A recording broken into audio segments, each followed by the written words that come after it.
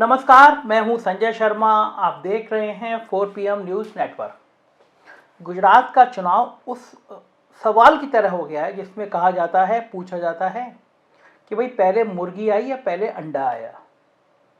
सोचते रहिए आप। कुछ लोग कहेंगे कि भाई पहले मुर्गी आई और कुछ लोग कहेंगे पहले अंडा आया। अब गुजरात में जो 5% कम वोट हुआ है वो किधर चला गया, 5-6% वोट, वो किसी को समझ नहीं आ रहा। और सारा खेल उस 5% वोटों पे टिक गया है। किसको नुकसान पहुंचाएगा? और जिसको नुकसान पहुंचाएगा वो बहुत बुरी तरह नुकसान पहुंचाएगा। एक चीज तो मोटी मोटी निकल के आई है भाई, ग्रामीण क्षेत्रों में बहुत वोट पड़े हैं और शहरी क्षेत्रों में वोट कम पड़े हैं। दूसरी चीज निकल के आई, हमारे 4PM गुजरात के स्थानीय संपादक हैं मयूर जानी। उन्होंने कहा कि 83 सीट ऐसी हैं जिसमें 2 से 6% महिलाओं ने कम वोट डाला है। ये दो आंकड़े ऐसे हैं जिसका गुणा भाग समझ में ही नहीं आ रहा। कल 93 सीटों पर वोट डाले जाएंगे। प्रधानमंत्री नरेंद्र मोदी जी अहमदाबाद में पहुंच गए हैं और वो कल अहमदाबाद में अपना वोट डालेंगे। आज वो अपनी मां हीराबेन जी से मिलने गए। बहुत अच्छा लगता है वो दृश्य, एक बुजुर्ग माँ के पास एक बेटा बैठा हुआ। अच्छा लगता है, कोई माँ की एज जितनी है और बेटा उनके पास बैठा हुआ है। प्रधानमंत्री हो बेटा तो माँ का भी सीना चौड़ा होता है। लोग उसको ट्रोल करते हैं लेकिन मैं उस पर कोई कमेंट नहीं करूँगा। लोग सवाल पूछते हैं कि जब चुनाव आता है तो प्रधानमंत्री जी क्यों जाते हैं और क्यों फोटो सेशन कराते हैं, लेकिन ये बेमानी है। माँ के पास बेटा कभी भी जा सकता है। और आप में से भी बहुत सारे ऐसे लोग होंगे जो परेशानी में होते हैं, जो तनाव में होते हैं, तो वो माँ का आंचल में चले जाते हैं, माँ की गोद में चले जाते हैं। और कोई कुछ भी कहे लेकिन ये बात 100% सही है कि प्रधानमंत्री जी परेशान हैं। और ये बात भी 100% तय है कि गृह मंत्री जी परेशान हैं। मतलब चुनाव आसान नहीं है और चुनाव आसान समझना भी नहीं चाहिए। दुश्मन को कमजोर समझना नहीं चाहिए, और वो भी जब मामला गुजरात का हो। गुजरात मतलब गृह मंत्री जी, प्रधानमंत्री जी का अपना राज। गुजरात मतलब 2024 का बैटिंग ग्राउंड। गुजरात मतलब अंबानी अडानी का 24 का भविष्य। और गुजरात मतलब भारतीय जनता पार्टी की आर्थिक नींव। सब जानते हैं कि गलती से भी गुजरात चला गया तो 2024 का रास्ता शायद बंद हो जाएगा प्रधानमंत्री जी के लिए, गृह मंत्री जी के लिए। तो कोई भी परेशान होगा, मैं होता, आप होते, कोई भी होता परेशान होता। तो प्रधानमंत्री जी परेशान है, परेशानी में मां के पास जाया जाता है, इसमें कुछ गलत नहीं है। सारी स्ट्रेटजी कल के 93 सीटों के चुनाव के लिए झोंक दी है। ये 93 सीटों के जो वोटिंग हो रही है आज, ये तय करेगी कि गुजरात का सिंहासन जाएगा कैसे। कल रात को एक प्लान बना, गोदी मीडिया को एक्टिव किया गया। एंड टाइम आ गया है, आखिरी लड़ाई आ गई है, आखिरी जंग का मैदान आ गया। कुछ तो हिंदू मुसलमान कर लो, कुछ तो माहौल क्रिएट कर लो। पूरी प्रयोगशाला लेबोरेटरी की तैयार है, कहीं कुछ गर्मी नहीं पैदा हो पा रही, आतंकवाद का मुद्दा नहीं चल पा रहा है। पहला चुनाव है जिसमें, वो भी गुजरात जिसको लेबोरेटरी कहा जाता है हिंदू प्रयोगशाला की, वहां भी काम नहीं हो रहा। कहा गया गोदी मीडिया को एक्टिव हो जाओ, कुछ तो करो। चारा फेंका गया, जाल डाला गया और जाल में एक मछली फंस गई। अहमदाबाद के शाही इमाम साहब हैं, शब्बीर अहमद सिद्दीकी हैं। उन्होंने बयान दे डाला कि भाई जो पॉलिटिकल पार्टी महिलाओं को चुनाव लड़ा रही है बड़ा गलत कर रही है। जब मस्जिद में औरतों का घुसना जायज नहीं है तो फिर ये चुनाव कैसे औरतें लड़ सकती हैं? और लंबी लंबी ब्ला ब्ला ब्ला बातें। अब इतना बैटिंग करने के लिए इतनी बॉल पर्याप्त है बीजेपी के लिए। सोशल मीडिया पे आईटी सेल जुट गया। अमित मालवीय जी की टीम ने दिन रात जुटना शुरू कर दिया। बता दिया गया कि 2-2 रुपए ट्रोल आर्मी को कि जल्दी से करो।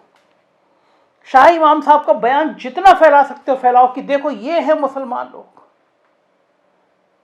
ये हैं शाही इमाम साहब जो कह रहे हैं कि मुसलमान वोट बंटना नहीं चाहिए और एक जगह जाना चाहिए, 2002 का उदाहरण दे रहे हैं। तो शाही इमाम साहब का बयान चुनाव की एक रात पहले बीजेपी के लिए अमृत का काम कर रहा है।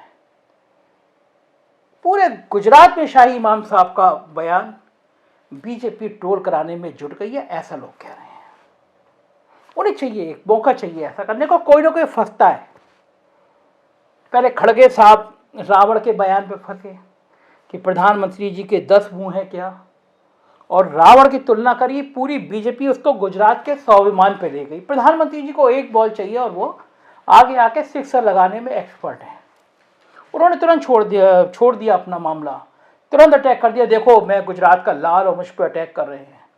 सीधे खड़गे जी का नाम नहीं लिया, क्योंकि खड़गे जी दलित समुदाय से आते हैं। बीजेपी एक एक चाल सोच समझ के चलती है। कह दिया कि खड़गे जी से जिन लोगों ने कहलवाया है उन लोगों की मानसिकता है, ये मतलब गांधी परिवार। बीजेपी को ये उम्मीद नहीं थी कि जब गुजरात चुनाव चल रहा होगा तब भारत जोड़ो यात्रा का इतना बढ़िया माहौल बन रहा होगा। राहुल गांधी ने इसमें कोई दो राय नहीं, माहौल तो बना दिया। अब मामला फंस गया गुजरात में। उधर हार्दिक पटेल फंस गए हैं। एक जमाने में बड़ा चेहरा रहे, अब पाटीदार आंदोलन का बड़ा चेहरा रहे हार्दिक पटेल, अपनी विधानसभा वीरगाम में फंस गए हैं। पाटीदार अनाकत आंदोलन समिति, ये वो समिति है जिसके नेतृत्व में पाटीदारों ने एक आंदोलन खड़ा किया था। पिछली बार बहुत बड़ा आंदोलन था। उस समिति के लोगों की तरफ से पोस्टर लगवा दिए गए और कह दिया गया हार्दिक पटेल का विरोध करना है। मतलब पाटीदार का समाज की तरफ से ये हुआ कि विरोध करना है। ये बात परेशान कर रही है। पाटीदार बड़ी ताकत है, 50 से ज्यादा सीटों पे वजूद रखते हैं।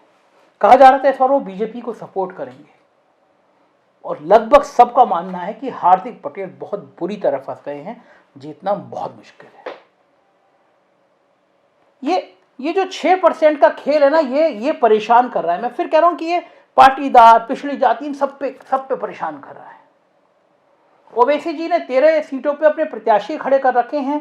वहां पे गो बैक ओवैसी के नारे लग रहे हैं, क्योंकि मुस्लिम्स को समझ आ रहा है कि ओवैसी का खेल क्या है। बीजेपी और ओवैसी एक सिक्के के दो पहलू हैं। ये बात आम चर्चा का विषय बन चुकी है, पूरे देश में बन चुकी है, गुजरात में भी हो रही है। तो ये शाही इमाम साहब का बयान कि भाई सब मुस्लिमों को एकजुट होकर वोट डालना चाहिए, इसीलिए वायरल किया जा रहा है कि हिंदू रिएक्ट करे, मुस्लिमों में कंफ्यूजन पैदा हो। और ओवैसी जी ने कहा कि भाई ये जो कांग्रेस है, ये जो आम आदमी पार्टी है, जो आरजेडी है, ये सब अपने आप को सबसे बड़ा हिंदूवादी नेता साबित करने की कोशिश कर रहे हैं। आप देख लीजिए, इसका मतलब ये है कि उनका कहना है कि ये सब हिंदूवादी नेता को जब बनने की कोशिश करते हैं तो बीजेपी को फायदा होता है। ओवैसी साहब रो पड़े, बात करते करते रो पड़े। लेकिन ओवैसी जी की दाल गलती हुई नजर नहीं आ रही है। 13 सीटों पर प्रधानमंत्री जी को पहली बार रोड शो करना पड़ रहा है। एक ही जिले में दो बार रोड शो करना पड़ता है। रोड शो तो करते हैं वो, अहमदाबाद में 24 घंटे में दो रोड शो करने पड़ गए।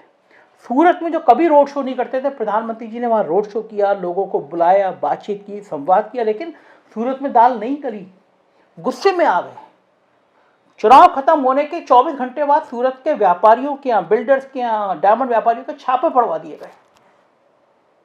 पवन खेड़ा ने तुरंत रिएक्शन दिया। कांग्रेस के प्रवक्ता ने कहा कि भाई सूरत के छापे मीडिया तो नहीं दिखाएगा, मीडिया को सवाल पूछना चाहिए। देखिए पवन खेड़ा ने चुटकी कैसे ली। मैं उम्मीद कर रहा था कि आप लोग चुनाव आयोग की सारी नियमों को तोड़कर जब ओपिनियन पोल चलाते हैं, तो मैं पूरी उम्मीद कर रहा था कि आज भी चलाएंगे।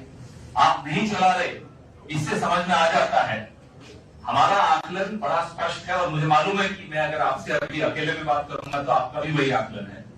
55 सीटें हमारी आ रही हैं कल के राउंड में, इसमें किसी को कोई शक नहीं है। और आप कहेंगे, स्वराज साहब अभी बता रहे थे, हुड्डा साहब, किसी को शक होना नहीं चाहिए। आप बाहर चलिए, मैं लिस्ट आपके साथ मेरे पास है, वो मैं लिस्ट भी आपको जरूर सुपुर्द करूंगा। आज सूरत में जो 30 जगह पे रेड हो रही है, कल चुनाव हुआ, आज हीरा व्यापारियों के यहाँ रेड हो रही है। मैं उम्मीद कर रहा था कि हुड्डा साहब से या मुझसे आप सवाल पूछेंगे, आपने नहीं पूछा। ये रेड्स अपने आप में एग्जिट पोल है। एक घबराई हुई भारतीय जनता पार्टी आज बदला ले रही है कल हुए चुनाव का, आज ही बदला ले रही है, टाइम नहीं लगाते ये लोग। नतीजा आ चुका है। 55 सीटें तो मैं बोल रहा हूं, आप में से ही कुछ साथियों ने आज सुबह फोन किया, वो 55 से भी ऊपर बता रहे हैं। कुछ लोग संपर्क कर रहे हैं कि हम हार रहे हैं, लेकिन क्या हम आपकी पार्टी में शामिल हो सकते हैं। हमने लिस्ट मंगवाई है, वो लिस्ट हम अपने प्रभारी को देने वाले हैं। कुछ दिनों में आपको वो खबर, इसी मंच पर कुछ लोग बैठेंगे, उनको हम फटका पहनाएंगे कांग्रेस का, उनका हम स्वागत करेंगे। आने दीजिए, आम आदमी से आना चाहते हैं आइए। उधर हमारे 4PM गुजरात के स्थानीय संपादक मयूर जानी का कहना है कि आम आदमी पार्टी भी बहुत अच्छा चुनाव लड़ गई, लेकिन किसको नुकसान पहुंचा रही है इसको लेकर सब कंफ्यूज हैं। हालांकि मयूर का मानना है कि बीजेपी को ज़्यादा नुकसान पहुंचा रही है क्योंकि वो शहरी क्षेत्र में एक्टिव है।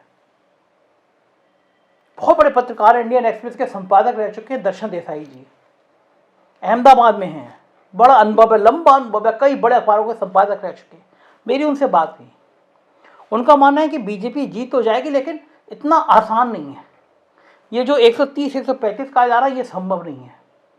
उनका कहना है कि आम आदमी पार्टी अप्रत्याशित रूप से काफ़ी अच्छा कर रही है, और वो काफ़ी अच्छा कर गई तो किसको नुकसान पहुंचाएगी ये कहना बड़ा मुश्किल है।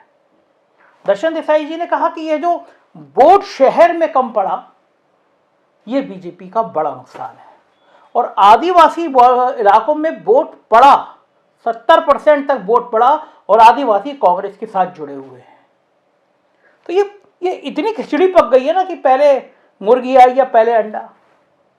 कई पत्रकार अपना अपना आकलन कर रहे हैं, मैं कुछ लोगों को सुनवाता हूं आपको। नमस्ते।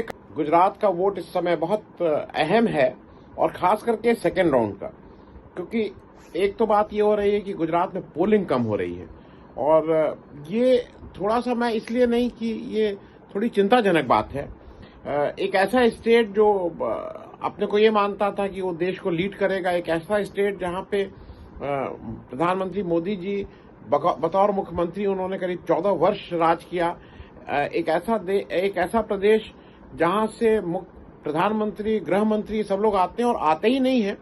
इस चुनाव में उन्होंने बिल्कुल डट के, मतलब पूरी शिद्दत के साथ कैंपेनिंग किया, और वहां पे अगर दिक्कत होती है, वहां पे अगर वोट परसेंटेज कम होता है, तो मतलब मैं इसलिए इस बात को कह रहा हूं कि लोगों का शायद अब मन भर गया है, और मन भर जाने को जब हम कह रहे हैं तो लोगों को अब लग रहा है कि क्या बोलते रहते हो।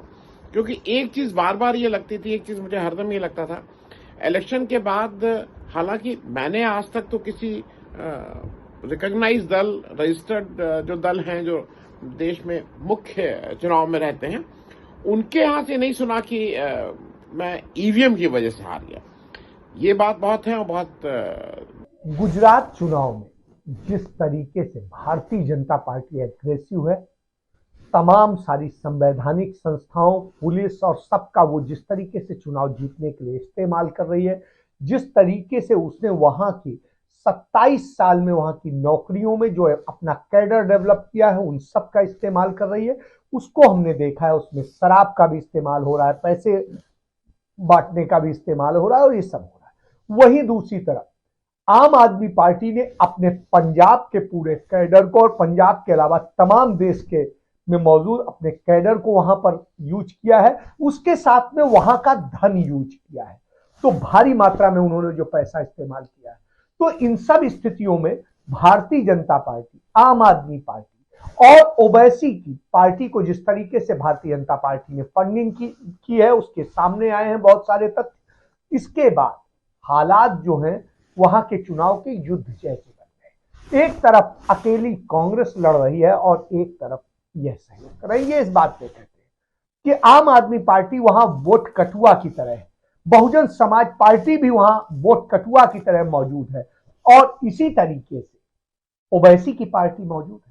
तो ये कहीं ना कहीं जो नुकसान पहुंचाएंगे वो 5% से लेकर के 7%, 8% तक वोट का नुकसान पहुंचा रहे हैं, और उसमें मेजर नुकसान पहुंचा रहे हैं कांग्रेस पार्टी। कांग्रेस पार्टी पिछली बार 77 सीटें लाई थी, और भारतीय जनता पार्टी को उसने 99 सीटों पर समेट दिया था। इस बार हालात और भी खराब, भारतीय जनता पार्टी हारने की स्थिति। तो साहब, गुजरात में मामला फंसा हुआ है और साहब परेशान है। अब एक विधायक है कांग्रेस के, उन्होंने तो ये आशंका जता दी कि भाई पोलिंग के दौरान दंगे हो सकते हैं। ये गजब गजब बयान दे डाला उन्होंने, उसकी वजह से थोड़ा और तनाव पैदा हो गया। कत्ल का रात और कत्ल का दिन 5 तारीख की शाम को 5 बजे जब चुनाव ख़त्म हो जाए तो चैन आएगा। एग्जिट पोल शुरू हो जाएंगे। एक बड़ी कंपनी के साथ 4 PM ने भी अलायंस किया है। हम आपको कल शाम को 6 बजे एग्जिट पोल दिखाएंगे गुजरात के और हिमाचल के। जरूर देखिएगा 4 PM पे। हम दावा नहीं कर रहे, लेकिन गोदी मीडिया टाइप के नहीं होंगे, प्रायोजक नहीं होंगे, किसी आदमी के प्रेशर में नहीं होंगे, किसी सरकार किसी संस्थान के प्रेशर में नहीं होंगे। 6 बजे बताएंगे हम कि गुजरात में हुआ क्या। तो ज़रूर देखिएगा और दिन भर हमारी कवरेज रहेगी 4 PM गुजरात चैनल पे गुजरात के बारे में। हमें ट्विटर पे, फेसबुक पे फॉलो कीजिएगा और शाम को 6 बजे हम एग्जिट पोल के साथ हाजिर होंगे गुजरात की खबरों के लिए। शुक्रिया, धन्यवाद, थैंक यू।